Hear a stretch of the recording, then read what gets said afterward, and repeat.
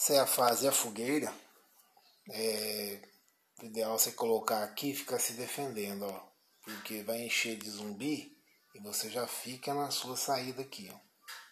Durante 5 turnos você tem que aguentar aqui. Vamos concluir um turno. Segundo turno.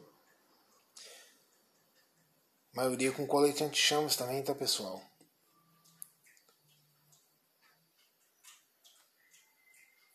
Próximo turno.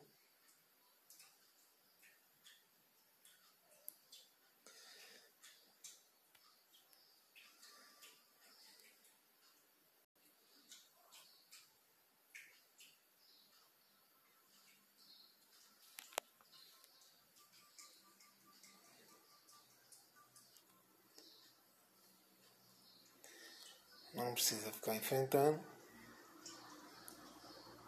O último turno. Simples assim.